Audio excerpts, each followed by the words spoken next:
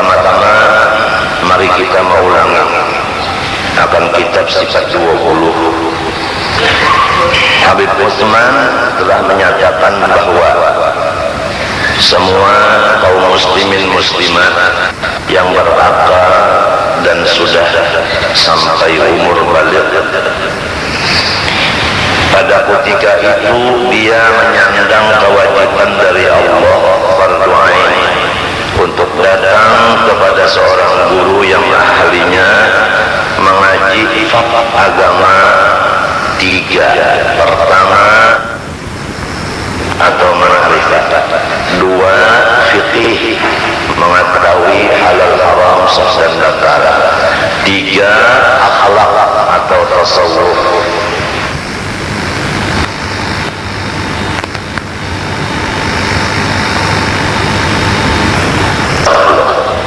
Di zamannya itu. Di sini kita mau menyampaikan satu perintah Allah Ta'ala, wala tansawul fadla bainakum. Manusia tidak sama derajatnya di sisi Allah. Oleh sebab itu siapa yang paling mulia, kita disuruh oleh Allah Ta'ala melebihkan kehormatan kepada orang itu daripada yang kurang mulianya. Dijelaskan oleh Rasulullah SAW dalam hadisnya, anzilun nasa manazilahum. Hendaklah kamu memberikan tempat kepada manusia sesuai dengan kemuliaannya. Jangan sampai yang sholat di belakang imam itu orang jahil. Karena kalau sewaktu-waktu imam batal, maka gantinya si jahil itu, maka rusaklah susunan sholat semuanya. Misalnya, contohnya, jangan dipandang bulu tuha dan anumnya, pangkat atau tidak berpangkatnya, tapi yang dipandang adalah kemuliaan di sisi Allah. Siapa yang paling mulia pandangan Allah, itulah yang dianggap bisa pertama. Yang jadi imam adalah yang lebih lagi daripada yang pertama. Dalil hadis Nabi SAW, liyani dawul ihlam ahlamku. Hendaklah yang diraham aku orang-orang yang dawil ahlam wa nuha, orang-orang yang mempunyai akal pikiran, maksudnya orang yang mulia berilmu pengetahuan. Jadi kepada orang-orang yang merasa tidak banyak ilmu, haraplah sembahyang sahnya yang kedua. Jangan besar-besaran memaksakan diri. Kalau aturan-aturan dari Allah dan Nabi kita lepaskan, alangkah Rasulullah memandang kita dan Allah memandang kita itu malunya kita. Karena majelis kita tidak sunyi daripada pandangan Allah dan Rasul. Bahkan majelis kita ini dihadiri oleh Rasulullah SAW. Jadi jangan hendak nang tasaddur, artinya hendak bakal muka diperiksa dulu, tahu-tahu di diri, patut saja apa di muka atau ada. Tertib harus dilaksanakan. Walaupun orangnya turunan mulia tapi jahil, harap mundur. Walaupun orangnya ada turunan mulia tapi dia berilmu tauhid, fikih dan tasawuf, itulah yang kita suruh di depan. Kepada orang yang diberi Allah kemuliaan, hendaklah tawadhu. Kepada orang yang tidak diberi kemuliaan, janganlah iri dan dengki.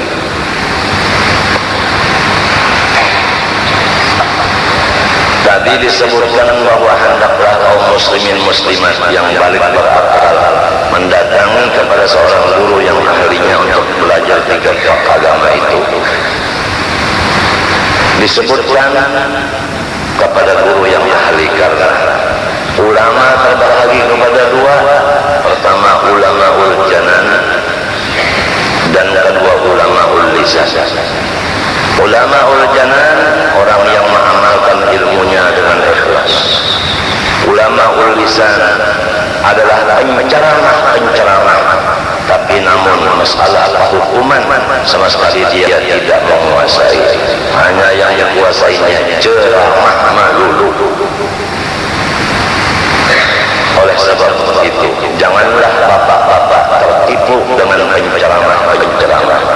selalu kalau tertipu lalu mengambil menantu kepada ulama yang jahat dan ulama yang gantinya Dajjal sekarang ini yang berteburan di mana-mana.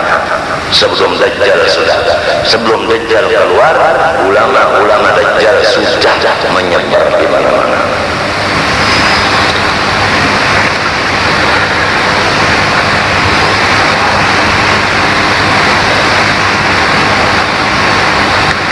Kemudian kalau sudah yakin bahwa ilmu ma'rifat paling mulia, dan itulah yang diwajibkan pertama oleh Allah kepada tiap buku kepala manusia laki-laki bini-bini, maka yang diwajibkan itu pertama secara jumlah, yang kedua secara tafsir, atau dengan bahasa Banjarnya pertama secara peborong, yang kedua secara tunggal putingan. Secara jumlah atau peborong itu adalah dengan kata bahwa Allah Subhanahu wa taala bersifat kesempurnaan, lawanannya mustahil bersifat kekurangan. Dalilnya baru alam.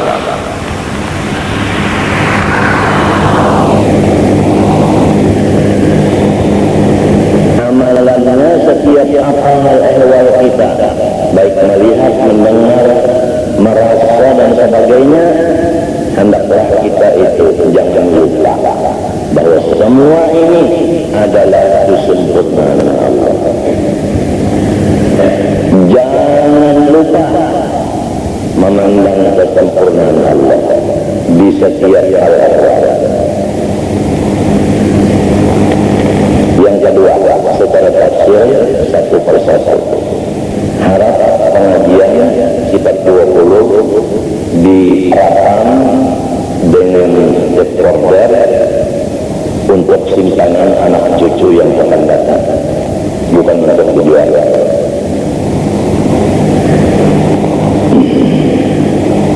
Disusun serapi mungkin. Secara tafsir Allah memberi rahmat kepada kita hanya 20, bukan 30, karena sifat yang wajib bagi Allah tidak ada batasnya. Banyak Allah Ta'ala kasih sayang dikoreng yang dibagikan kepada kita hanya 20. Yang wajib lawanannya 20, yang mustahil, yang harus hanya 1. Jadi jumlah 41. Ini wajib kita mengenal secara tafsir atau dengan kata-kata bahasa Banjarnya tunggal gantian. Kalau bahasa orang ketujuh berpidato yang dahulu tadi boleh yang ini mendetail.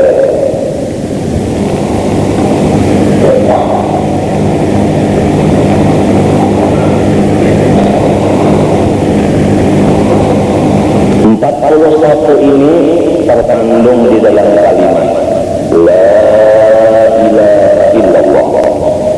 Di dalam La ilaha illallah mengandung 41 ihtiqat, 20 yang wajib, 20 yang mustahil, 1 yang harus. Itulah seumpama la ilaha illallah diumpamakan satu pohon mempunyai buah 41, dan buahnya itu luar biasa. Segala macam rasa ada, segala macam warna ada. Allah Subhanahu wa taala berfirman mengenai la ilaha illallah, wa mathalu kalimatin thayyibatin kasajaratin thayyibatin asluha thabitun wa far'uha fis sama' tu'ti ukulaha kulla hinin bi'idni rabbiha wa yadribullahu al-amsala lin-nas wallahu bikulli syai'in alim. Bermula perumpamaan kalimat thayyibah, kalimat yang sangat baik. Menurut tafsir jalan lain yaitu la ilaha illallah. Itu diumpamakan kasajaratin thayyibah, laksana satu pohon yang sangat baik atau subur. Asluha thabitun, bermula akarnya itu tetap dan kuat, tidak goyang karena angin, tidak terbongkar karena badai, topan. Wafarna isma, cabangnya sampai ke atas langit daripada suburnya. Tu'ti ukulaha kulla hinin bi'idni rabbihah. Pohon kayu ini mengeluarkan buah-buah setiap masa, tidak ada mempunyai musim. Semua itu bi'idni rabbihah, dengan kehendak Tuhannya yang memeliharanya. Itu pemisalan Allah Ta'ala bagi manusia, karena manusia mengajarkan paham dengan misal. Allah mengetahui akan apa sesuatu, termasuk manusia memerlukan amal. Karena amsal ini adalah untuk mempercepat paham. Itulah jadi riwayat Allah Ta'ala linnas, bukan alanas. Kenapa jadi diulangkan misal? Wallahu bikulli syai'in alim. Allah tahu manusia ini otaknya tidak bisa memahami tanpa contoh. Ini sekadar tafsir saja. Adapun tafsir isyarat kita tidak membicarakan. Pokoknya Al-Quran komplit. Ma farratna fil kitab min syai', satu pun tidak ada tertinggal dalam Al-Quran. Rasulullah bersabda, "Khudh minal Qur'an ma syi'ta lima syi'ta." Ambil dalam Quran apa yang kamu maksud, untuk apa yang kamu kehendaki. Semua ada dalam Al-Quran. Untuk kawal penyakit panas ada, untuk supaya orang sayang orang kita ada dalam Al-Quran. Hukum sah dan batal ada, halal haram ada, tauhid ada, tasawuf ada, semua ada. Nahnu surat beragama ada, semua dalam Al-Quran.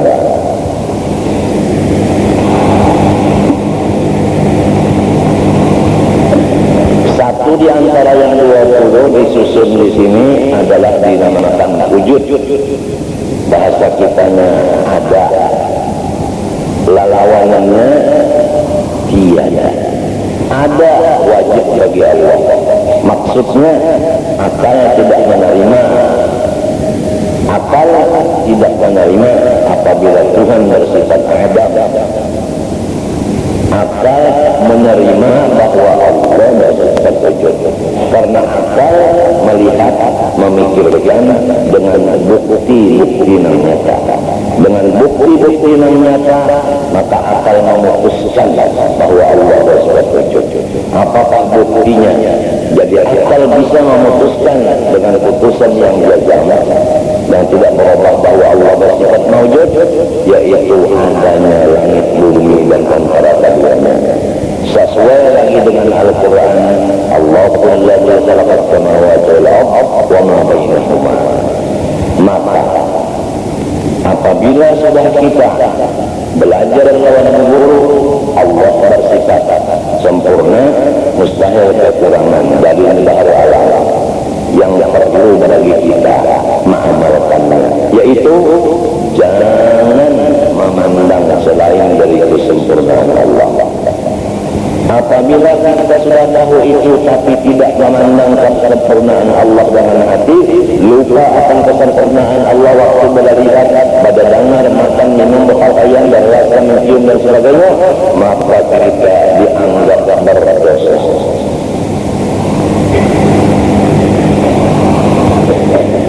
Wujud artinya ada, mustahil ada dalilnya. Allahu alladzi khalaqas samawati wal arda wa ma bainahuma. maka kita disuruh mengingat Allah Ta'ala pada setiap hal-hal. Dilarang melupakan Allah Ta'ala pada setiap hal-hal. Apabila kita mengingatkan kesempurnaan Allah dan kita mengingatkan akan wujudnya Allah yang menjadikan alam ini, kita dapat pahala. Apabila kita lupa akan kesempurnaan Allah dan kita lupa akan wujudnya Allah, maka kita mendapat akan siksa. Apa siksanya orang yang lupakan Allah? Apa pahalanya orang yang ingat akan Allah? Hadis menyatakan yang maksudnya aja, orang yang mengingatkan Allah Ta'ala diselamatkan oleh Allah. Orang yang mengingatkan Allah Ta'ala tenang dan tenteram, lapang dan gembira. Sebaliknya orang yang melupakan kesempurnaan Allah, melupakan wujud Allah Ta'ala, maka orang itu disiksa. Yaitu seakan-akan dia itu kehilangan kekasih, yaitu sedih, usang dan tegang dan stres dan sampai hilang akal. Jadi kaum muslimin muslimat diatur dengan sebaik-baiknya oleh Allah, sebaik-baiknya oleh Allah, supaya dia itu gembira terus-terusan berhubungan kepada Allah dengan melewat seorang guru yang ahlinya, yang melajari ilmu, yaitu mursyid, yang memimpin cara amaliyah batin, yaitu murabbi. Maka Syekh murabbi mursyid ini adalah Rasulullah SAW. Bahirnya memang tuan guru biasa, hakikatnya adalah Rasulullah SAW. Oleh sebab itu Rasulullah bersabda dalam hadisnya, "Man jalasa aliman faka'annama jalasani, wa man safa aliman faka'annama safani."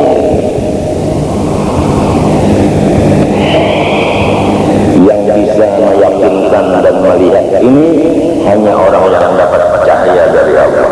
Kalau tidak dapat cahaya dari Allah, dia melihat guru tinggal guru, tidak melihat hakikat guru itu, yaitu Rasulullah.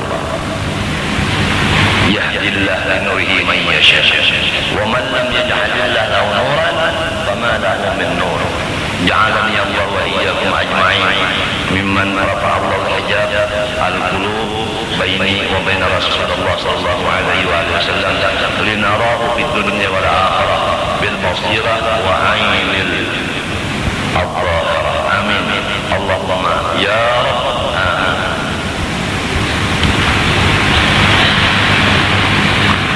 Yang kedua, Allah bersifat baqa, artinya kekal. Qidam artinya sedia, mustahil diduhuli oleh tiada. Dalilnya huwal awwal, itu Al-Quran. Wajib kita mengenal dan yakin bahwa Allah tidak berpermula. Dalil huwal awwal. Adapun alam semesta termasuk kita ini adalah permulaannya tiada ada. Lalu Allah itu, Allah yang sempurna itu, Allah yang bersifat wujud itu, yang mengadakan alam semesta termasuk diri kita ini. Apabila sekarang kita berkeyakinan, merasakan dan meresapkan bahwa aku adalah ciptaan orang yang luar biasa, maka kita gembira kepada Allah. Itulah yang dimaksud syukur hati, gembira kepada Allah. Syukur adalah empat. Pertama, memandang bahwa sesuatu ini dari Allah. Yang kedua, gembira kepada Allah. Yang ketiga, membaca dengan lidah puji-pujian seperti alhamdulillah. Yang keempat, menggunakan anggota dan makhluk yang kita miliki pada hari ini untuk yang diridhai Allah saja.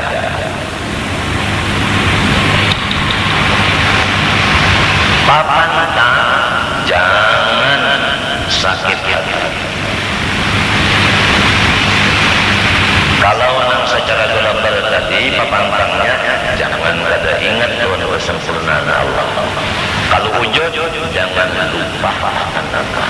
Tidak, jangan sakit hati.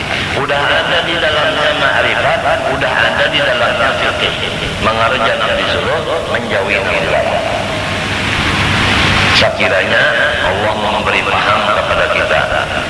sebagaimana Allah memberi pahala kepada anbiya yang zaman dahulu.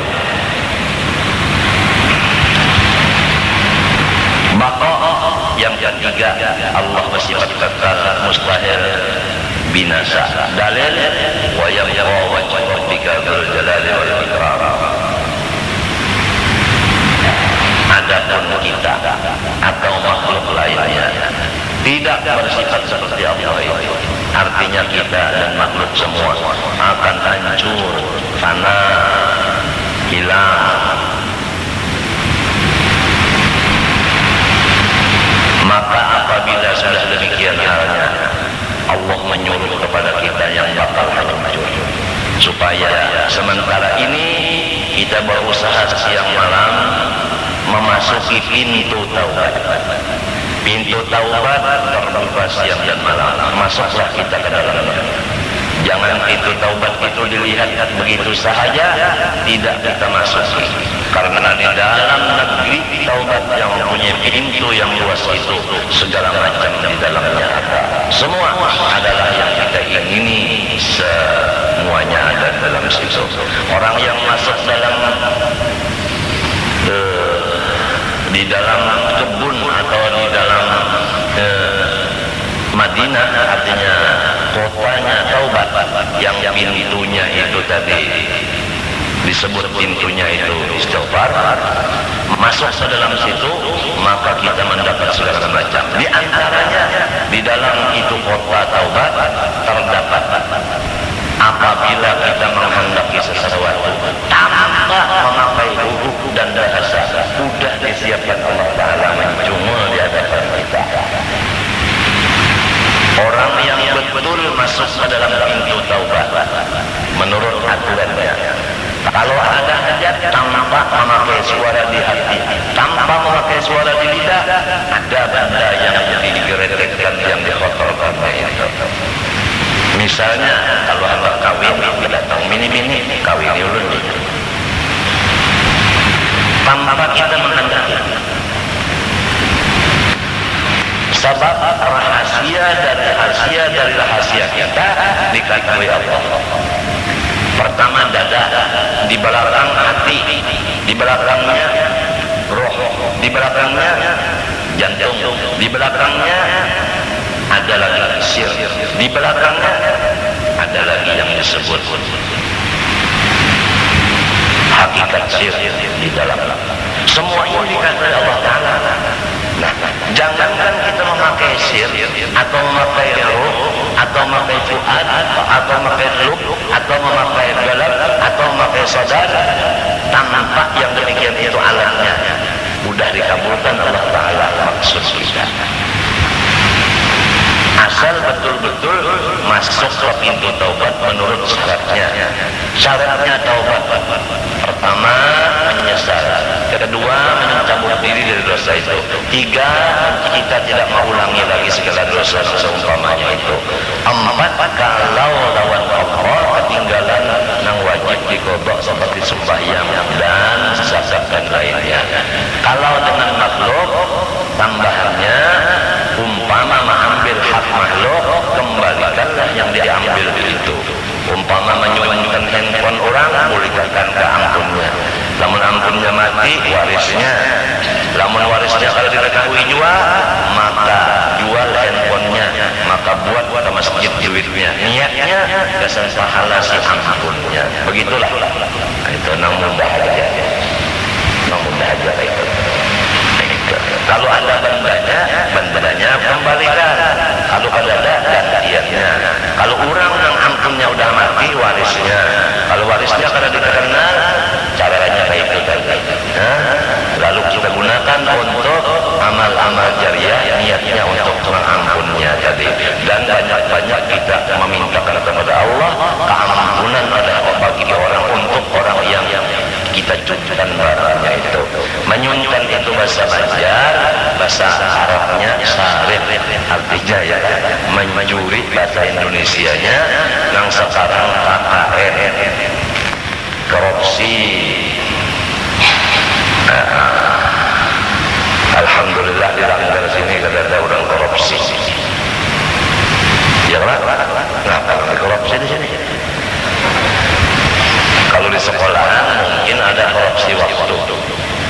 ditugaskan jam 8 mengajar, jam 9 hanya datang merokok pulang 9. Korupsi waktu namanya. Atau ada undangan di Jakarta pengentenan tulang 3 hari gurunya maka belayar, sedangkan gaji sempurna diambil sebulanan, makan duit murid 3 hari selama dalam pelayaran. Itu korupsi duit guru orangnya, malah kadang-kadang kepala sekolah. Namun sudah kepala sekolahan korupsi, apalagi yang bawahnya. Kalau sudah orang Istanbul menutup jalan, bagaimana orang bawah?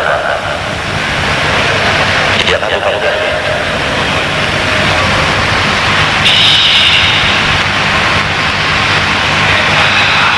Ma'asyaddan warab ya Habibi Muhammad, Ma'asyaddan warab ya Habibi Muhammad.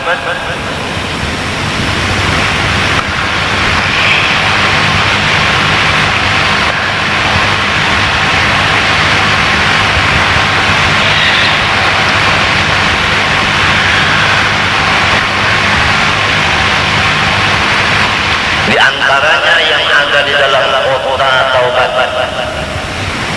yaitu dihilangkan Allah Ta'ala duka cita. Biasanya orang sakit hati kan, duit habis biasa atau rumah miris sakit hati, atau bini menangati kawin ulang sakit juara, ya kan? Lu ada. Tapi kalau orang jujur masuk di pintu taubat, diangkat sakit hatinya, berarti bininya kada lagi menangati, bahkan mencariakan.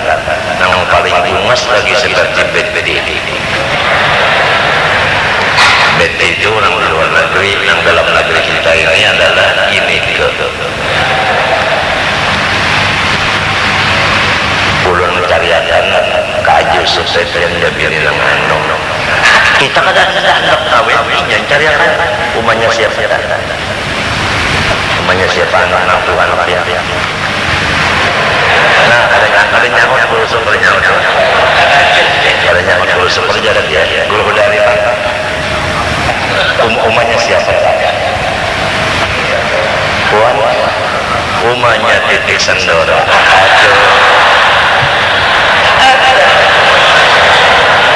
Rupanya guru dari Bisinggara, bisi anak ngarannya Titik Sandora. Allahumma shalli ala Muhammad. Duit ada, duit ada, rumah ada miris. Kada ada lagi nang duka cita di rumah tangga, kada ada lagi. Asal bujur taubat benang dada. Itu ulun mengambil kata-kata balaghah, berarti taubat ulun umpamakan seperti satu kota nang isinya luar biasa. Di antaranya nampak memakai beberapa alat tadi, lapisan dari dada, hati dan sampai fuad, lub, sir dan sir lagi. Tanpa itu sudah dikabulkan Allah. Yang kedua, tidak ada duka cita lagi. Yang ketiga, tidak ada kesempitan lagi. Asalnya sempit, tahu kalau sempit. Model kita tadi dalam kamar rasa kesempitan, kamar itu sempit kan kurang enak. Kalau nya lebar enak. Enggak. Nah itu rumah lah apalah macam-macam itu beginak malih lah apalah, tanpa udara lah apalah. Menyatakan tutup itu lagi ya. Kibak kamar lah kantut. Nah itu, tapi kalau lebar kamarnya bapak kantut kedua bimbel ini nang berbunyi loh, nang ada berbunyi baunya hilang, ada keciuman. Pertanyaan, kenapa kantut laki-laki nyaring dari kantut bini-bini